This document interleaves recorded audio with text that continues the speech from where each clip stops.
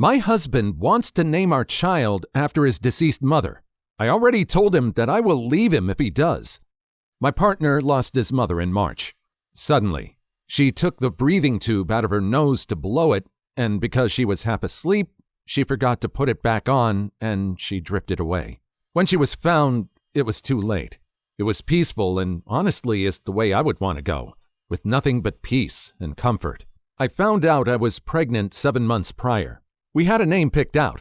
After her passing, however, he has decided to take it upon himself to change our child's name to her name. You know when a person gives a name such a bad taste in your mouth? That's what she did to this name. She wasn't a horrible person, per se, but she wasn't the best. She had moments where she was wonderful, but most of the time she was, and please don't take this the wrong way because I hate to talk so about those who passed, but she was a monster-in-law. She wouldn't take care of herself. She would get taken to hospital, get attention from her children, get back into good health, get sent home, and when things returned normal and the attention would suffice, she would do it all over again. She needed her children's sole attention, always. She needed to feel important, wanted, needed. It made me feel bad, and honestly broke my heart that she felt she needed to do this all the time to get any attention. Now she's gone, and as much as I loved her and miss her, and believe me, I do not want that name associated with our child. I don't want to think about her every time I talk to our child. I don't want the stigma I have towards that name forced onto our child. We've actually argued over it. I've tried to compromise by making it a middle name. I've tried to add a name to it so it's one whole name, but he won't budge. I've told him we have a name already. He won't budge. I'm at a point where I want to leave him because it's being forced onto me, and I don't want it. I want our child to have a name that has nothing to do with anyone we know. Our son has his stepdad's name as a middle name. Our daughter has his grandma's name as a middle name. And our oldest has his stepdad's mother's name as a first name. I want this child to have something simplistic and beautiful. I don't want to be reminded of someone who was so toxic to herself it ate away at others. Can someone give me some advice on what to do? Please. I'm at a loss. I honestly don't want to do this with him anymore because of how he's acting. I caved with every other child, but this name I cannot and will not cave on. I love the name that was already chosen. Edit. I am not a doormat. I find it rather cruel a few of you have said that. I agreed on our other children's names before they were born. I need advice on how to handle this without breaking his heart and being respectful and tactful, but also showing him this isn't a good idea. Also, I did love his mother. She was a very damaged individual and made it hard to love her, but I still did. I respected her and cared for her deeply. I find it horrible that's even being questioned. She did bad things, but that didn't make her a bad person. Just a lonely, sad person who made mistakes. As for people saying if a name is a reason to separate, then you are a problem. It's not that at all. It's the fact that we had a name already chosen and he's now in the midst of grief changed it to a name that was never even discussed. And I feel like I have zero say.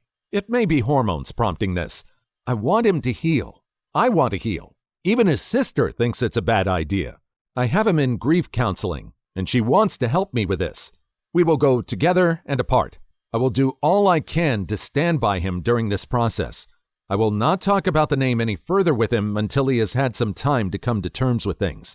I will continue on with our plans to name her what was originally agreed upon. Update. Hello, guys. I wanted to update you guys on the situation since I made my last post. Little backstory if you don't know my situation. Partner decided to change our daughter's name without talking to me about it after his mother's recent passing, without even accepting a compromise, and I'm tempted to leave him. Well, guys, a big flip to our story. The whole time it's been confirmed as a girl until 2 weeks ago. We're having a little boy. Every ultrasound has been wrong. We went to my final appointment, and the high-risk doctor confirmed we will have a little boy due in 2 weeks. It broke my heart to see him shut down in the office. He actually left my appointment. He became distant, so I sat down with him and we had a talk after our babies were sleeping. I'm going to give our son his mother's surname as a middle name. It cheered him up, but I get it's not the same. Things have drastically calmed down since we got his mom's ashes back. I bought him a beautiful necklace urn for Father's Day, which has his mother's picture and a beautiful quote on it. He can have a little piece of her with him forever. He doesn't know about it yet, but I know he's going to love it. His therapy is going well, as is mine and as is our daughter's. We're all healing very well. We're stronger than ever. Thank you for all the advice, good or bad. Edit to add. He was already in therapy before we found out our girl was a boy. He left the room during the appointment because he knew his mother would never get to know we were in fact having a boy, and he was sad about it. He was already back to the original name after the grief therapist got a hold of him and was able to explain why it wasn't a good idea. He agreed it wouldn't be good for him to hear. He has been actively doing therapy. So have I, and so has our oldest. Everyone's saying he would have gone behind my back. I really don't think he would have. Maybe me being naive, but I was starting to see him again, and not the person I've been seeing since her passing. He communicates again. He's still actively doing therapy for both grief and others. So am I, and I will continue that also. He isn't the best, but he isn't bad. As for the naming situation, as everyone is after me about it, I have no family. My mother left when I was 10, and my dad intimately assaulted me, so I have zero family. Naming my children after family would be a heartbreak I could never fathom because I am in fact alone. So for everyone who's beating on the fact that I didn't get out my family's name here is the very sad reason why I don't have a child named after anyone in my family. Simply, they were either going to be named after a person who abandoned or abused me. I left my family a few years ago. Now my mother wants me to pay my creepy stepbrother's student debt who harassed me as a kid. I, 29 female, have an older stepbrother, Chris, 42 male, who has been a nightmare since the day my mom married his dad. Let me give a bit of background. Our parents married when I was 4 and he was 17. Both our parents were widowed. After the wedding, we moved to the U.S. since my mom had American citizenship through marriage. I was born in the U.S. too, but after my dad passed when I was 1, my mom and I moved back to Colombia. Stepdad got his residency through marriage and my stepbrother because he was a minor. My stepbrother wasn't a big fan of me. My only memories of him are just constant bullying. He would be left in charge of me since he was studying locally and lived with my parents. But mostly his babysitting really meant things like locking me in the guest bathroom or the shed outside. He would steal my lunchbox whenever he was the one who dropped me off at school. He even began to harm my pets. I have an old cat that has been with me for almost 22 years. He tried more than once to run her over with his car. My parents never believed any of it. He's the classic golden child. My mom absolutely wanted a son instead of a daughter, so my stepbrother took priority over me. The bullying just kept getting worse and creepier. He had this long key for the bathroom. The door was designed in case it got locked by accident. One could open them by inserting a long stick or key through a small hole on the outside. He would use it to walk in on me showering. My underwear would disappear sometimes, and I know for a fact it was him. He also started taking pictures of me sleeping. One night, I woke up to him taking care of himself next to me while I slept. I yelled, obviously.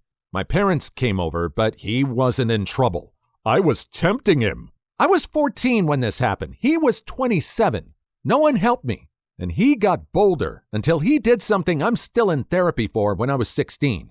It got to a point where I called my biological half-older brother Sam, 48 male and son of my biological father's first wife, to see if I could live with him and his wife Sandy during my last 2 years of high school. When Sam found out what was going on, he confronted my mom. My mom didn't care and just told him to take me so long he never asked her for money. Done and done. My brother and his wife became my legal guardians and took me in with my cat and the old family dog since I didn't trust leaving any living creature with Chris around. My parents never checked on me. My extended family from my father's side knew what happened, and they immediately got together to ensure I could finish school well and go to college. I don't know my maternal family at all. Thanks to my paternal family, including Sam's mother and her family, I got my bachelor's and master's, no student debt, and work as a nurse practitioner. I still live with Sam, his wife, and their 2 kids, and I pay a small rent. Neither Sam nor his wife expected me to pay anything, but that's the least I can do for the 2 people who have taken care of me for 13 years. For anyone wondering why I didn't move, It's incredibly expensive where I live, and Sam insisted I stay with them until I save enough to buy my own home. Things seemed okay until my mom messaged me recently. She hadn't messaged me since I was 18 when she told me she no longer had any responsibility to me. In this message, she sounded overly friendly, telling me how she missed me and asking how I was doing. I was a bit creeped out, but decided to be nice, telling her about what I had done since leaving her care. She seemed very interested since apparently she knew I was a nurse, but not what kind I was. She began asking me about my salary. I didn't tell her anything about it, but that it was enough to pay the bills. My mom then began texting about Chris and how he was barely making any money due to his student debt. Apparently, Chris never finished a degree, jumping from career to career. He's now working in my stepdad's used car business as a salesman, but most of his pay went to pay the substantial student debt he got over the year. I told my mom how sorry I was that Chris was having a bad time and wished him luck. That's when my mom finally got to what she wanted. She texted me I needed to pay his student debt so he could finally begin to make the money he deserves like the man of the family.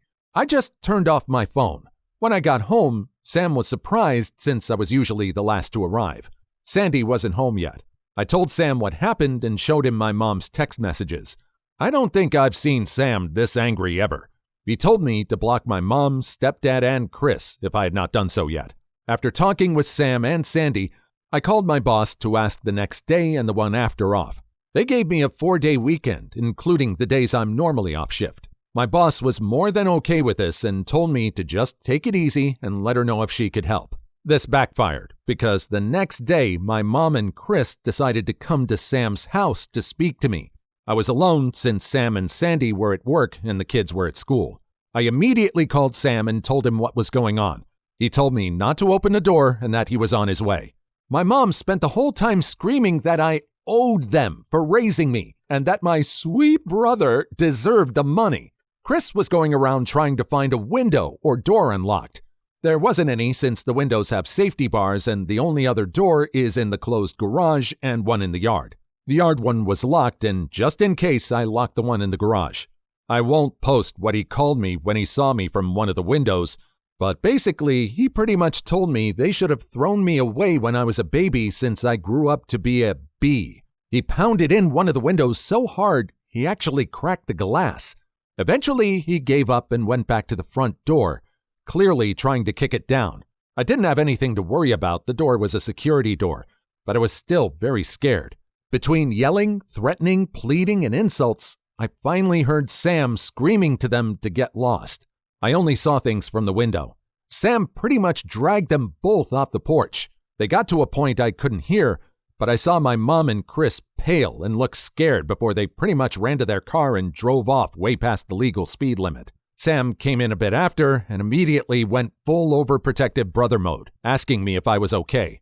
He kept saying sorry and hugging me. Sandy arrived almost immediately after, and she looked like she was about to commit a felony. Apparently, Sam threatened him with filing charges for what he did to me when I was 16. My brother's ace? My stepdad was willing to testify against his own son. That seemed enough to get Chris off our backs, but not my mom. Since then, it's been 3 days, and my mom has sent texts, called non-stop with various numbers, and rallied a group of people who are supposedly my maternal family to harass me for money. She claims that money should legally be hers since she's my mother, that it's my late father's missed child support. Sam is helping me find a lawyer to get a restraining order on my mom, and I plan to take my stepdad's offer to testify by pressing charges against Chris. I can't say I can forgive him for not stopping his son, but I appreciate he's at least trying. I don't know the details, but Chris did something to a relative of his dad, and since then, they had a really bad fallout. I took my boss's offer and will be on vacation for a few more days. But here it is. My vacation days are getting eaten up, and my therapist might need a therapist after. Thankfully, my dark sense of humor and supportive paternal family are keeping me somewhat sane. Update. I didn't think I would be making an update so soon, but my mother is unrelenting. To the people that were so kind and gave me advice earlier, thank you so much. It really helps to have people show kindness on difficult days. I follow with the advice to freeze my credit and I'll be getting a new phone for personal use. We'll have to keep my old phone for work for a little while. Now to the update on the situation. We're going through with pressing charges and might do a civil lawsuit for 2 years of child support my mother owes. We're not sure yet of our chances on it, but my brother Sam wants to go scorched earth. As for my mother, she began a new campaign. She's been posting about me falsely accusing my stepbrother Chris of SA. She's been accusing me of being a temptress that tried for years to sleep with my brother and even got a few relatives who I just found out are my aunts to join in saying they were witnesses. I have never met these women in my life. My stepfather actually commented in her post saying my mom was lying and accusing his own son of being a PDF file. That's how I found out what was the big fallout between them. Stepbrother went after one of stepfather's nieces. I don't know the girl's age, but she has to be about my age if I'm thinking of the right person. If not, she's younger than me. A lot of my biological father's relatives have also gone into social media to call out my mother, saying she had always claimed she was an orphan and had no family, while now she has 3 sisters. It's a mess. I'm just watching for now and being a stay-at-home aunt. My nephews love it since we go out after they finish homework for crazy shenanigans. My boss has helped me with some paperwork for leave of absence, and I should be off for about 6 weeks. After that, I'll be mostly working from home for a few weeks.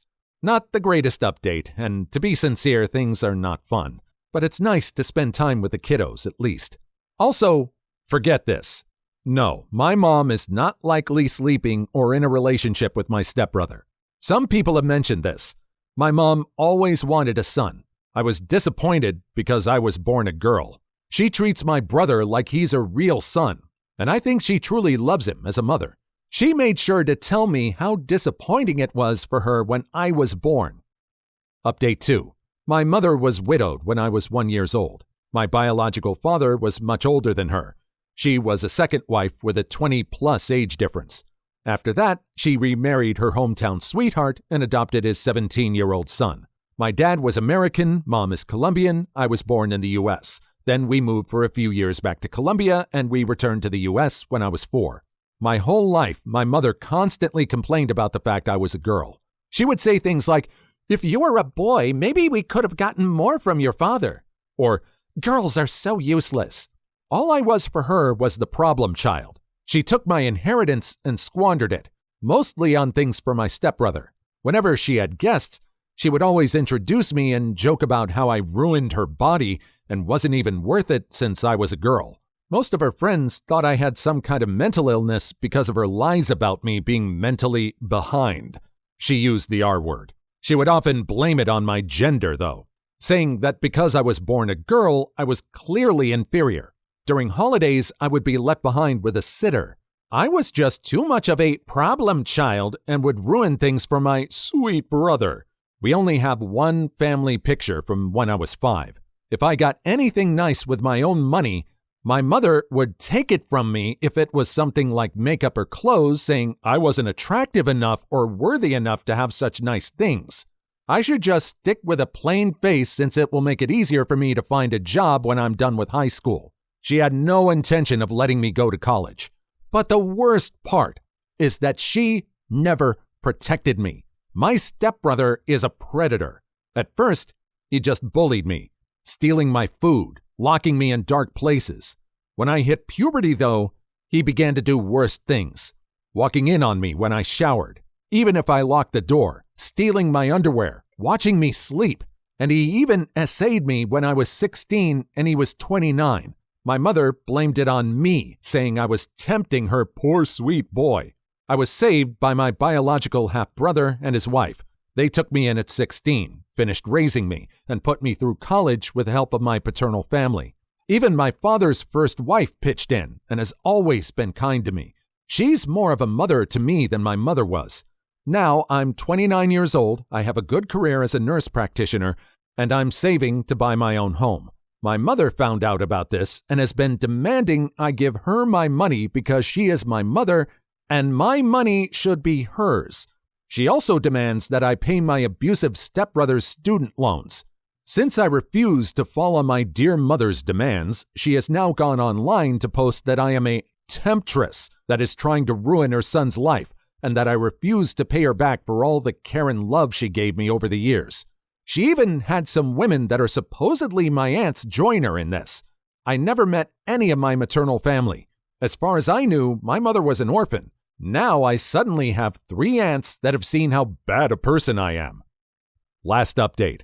My entitled mom steals my inheritance. Now she's probably going to prison. So this might be my last update on the mess with my mother and stepbrother since we're finally starting the legal fights. But I finally had a good laugh. In my previous posts, I haven't said a lot about my biological father. He passed when I was 1 year old, so I never really met him. I have one picture of him holding me when I was an infant. I mostly know him from stories from his family. What I do know is he was a man of means.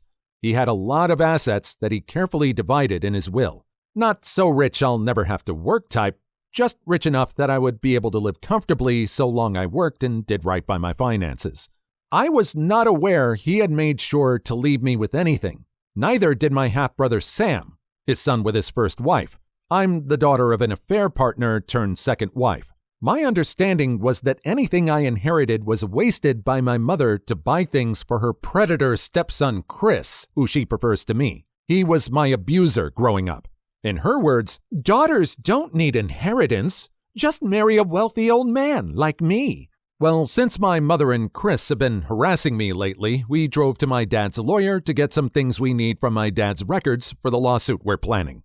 He's a sweet older man, kind of looks like my dad a bit, and was my dad's best friend. When we met, he received me with a hug and told me how happy he was to finally meet with him. His wife was there too, and she also gave me a big hug and told me we needed to have dinner at their place. Once we all caught up, we found my mother had been faking receipts to get money from my trust. A lot of it. Some of it from when I was under Sam's guardianship. And she's not the executor of my trust. She had to provide receipts for anything. She's been sending receipts for me because I'm still in medical school. I finished school in 2021. Well, her meal ticket not only got torn, but now she's in big trouble. Because this is fraud.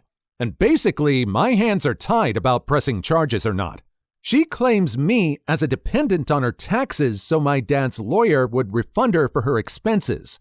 He basically told me there's just no way we can keep this just in civil court. He had to contact the IRS and the police.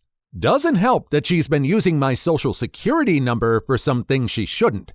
Thank you to the people that advised me to freeze my credit. You guys saved me for sure. I probably won't be able to post for quite a while, and I'm going to be incredibly busy. I'm just mentally exhausted about how much has happened. I wouldn't have done anything about my mom using my trust if she had let me alone. I wouldn't even know about it because the trust is set for me to take over it with proof of marriage or graduating college. And since I don't know about it, I never sent the required paperwork to take control. She could have milked it dry if she left me alone and just kept sending fake information. I'm in the process of getting what's left of my trust. There's quite a bit in it and should be enough for me to get a house or condo if I mix it with my savings and still have leftover to invest or do other things safely. I might wait for a while to buy anything though. I don't know how safe it would be since my mom still has my social security number. My wife threatened my stepdaughter that I will leave once I found out about her cheating. Now my stepdaughter is hiding from me. My 47 male stepdaughter, who I'll call Phoebe, lost her dad when she was 7. She remembers him as her hero, and I try to keep his memory alive for her as much as I can. My wife, 45 female, and Phoebe's father were divorced when he passed away. I had met him a few times and always admired how much he loved his daughter. We had about 2 years of co-parenting before his passing, so I was there to support both Phoebe and my wife. It was a tough time for all of us. Phoebe was feeling isolated and confused. My wife was distressed, and I was devastated to see them both hurting. I did my best to provide support, even though we weren't wealthy. My main goal was never to replace her dad, so I was surprised when Phoebe started calling me dad when she was 13. It still warms my heart every time she says it. As the years went by, Phoebe and I grew closer and learned to navigate our unique family situation. About 6 months ago, my wife started pulling away. I thought it was just a midlife crisis, but looking back, it was clear signs of infidelity. She had late work projects, business trips, and seemed distant. She didn't even want intimacy. At the same time, I noticed Phoebe was more anxious around her mother. She would avoid me and spend less time with me, which hurt, but I chalked it up to teenage angst. I tried talking to Phoebe, but she would avoid me and stay in her room or out late. She wouldn't even share about her day with me. That's when I realized something was really wrong. I snooped on our shared iPad and found messages from someone named Fiona. Turns out, Fiona is a 40-year-old man. I was feeling a mix of emotions: disgust, anger, and hurt. But one question kept nagging at me. Why was Phoebe acting so strangely? The following evening, I was driving Phoebe to therapy when I decided to ask her about her feelings toward her mom working so much. That seemed to make her defensive. She raised her voice and insisted that she didn't care, that it was just work and everything was fine. We went back and forth for a couple of minutes until she finally asked me, "Do you know?" That's when she dropped the bombshell. Not only had my wife been cheating on me for 8 months, but Phoebe had caught her in the act. I felt betrayed, but that feeling quickly turned to rage when Phoebe explained why she hadn't told me. My wife had threatened her, saying it would be her fault if I left and never came back. As heartbreaking as that was, nothing could have prepared me for what Phoebe said next. "I'm sorry, really. I just didn't want to lose 2 dads. I don't think I could handle that again. Please don't leave, Daddy." I tried to hide my emotions, to reassure her that I wasn't going anywhere. But deep down, I was seething. Hurting me was one thing, but bringing my daughter into it was unforgivable. I wanted to scream, to cry, to see that woman suffer for what she had done to my daughter. But I knew that wasn't an option. All I could do in the moment was reassure my girl. That's what I had to do. I haven't told my wife that I know. I don't know what to do next. I am ticked. Sorry for being vague. I can't get my mind right. Update. The initial 6 hours proved to be quite tumultuous. Phoebe appeared noticeably tense and apprehensive, probably fearing my mother finding out. She clung to me, even going so far as to endure watching baseball, a sport she typically despises. Her conversations with her mother were marked by a hint of irritability, a behavior I chose not to address as I normally would. It seemed as though the dynamics of our relationship had shifted, with Phoebe now exhibiting the same volatile behavior that I had previously experienced. Gradually, she came to realize that she was in a safe environment and began to relax her grip on me. However, her demeanor towards her mother remained curt. Phoebe and I had a chat about what she wants, and she expressed a desire for me to have full custody of her. She also opened up about some other emotional abuse she had endured from her mother. I assured her that I would do my best to gain full custody, but explained that since I never officially adopted her, I may only be able to get visitation rights. She also asked about emancipation, which I admitted I know very little about, so we decided to look into it together. I'm really hoping Phoebe can keep up her grades next year, as she's on track for a music scholarship to a good university. She's been spending a lot of time playing her violin since our chat, and I'm happy to see her using music as a way to cope. I'm not pushing her on school stuff right now since it's the end of the year and won't affect her GPA. I'm just hoping she can get back to her usual driven self by September. Phoebe is definitely not acting like your average teenager, but she's starting to show some of her old self again, which I'm grateful for. It made me so happy when she started teasing me again. However, I can't help but wonder if she's hiding her true feelings behind her jokes. She has a tendency to keep her emotions bottled up until she can't take it anymore. She hasn't said much besides feeling relieved about not hiding things from me anymore, so I'm not sure if I should be more concerned. As for my wife, I wish I could say I've stopped caring about her, but a part of me still loves her. I try not to dwell on these thoughts for too long because I believe the best thing for Phoebe is to get both of us away from her mother. I've been reflecting on my own childhood and how my feelings were often overlooked when my parents made decisions. I never want Phoebe to experience that same feeling, especially since she'll be the one most affected by all of this. Phoebe is currently seeing 2 therapists, one specializing in CPTSD for events I haven't discussed here, and another specializing in OCD. I have faith that they'll be able to support her through this challenging time. I'm in the process of looking for a lawyer, and I've been a bit distant with my wife lately. It feels strange to ask Phoebe to keep quiet about what I know, so I've decided not to bring it up. If she does end up talking about it, I won't hold it against her. I've been gathering evidence from texts and bank statements, and it turns out my wife spent around $8,500 on the other guy. I can't believe how clueless I was. This'll probably be the last update for a while. I'll update again when I speak with a lawyer and decide exactly what I'm going to do. Thank you all so much for your support. I hope this was a sufficient enough update on Phoebe's mental state.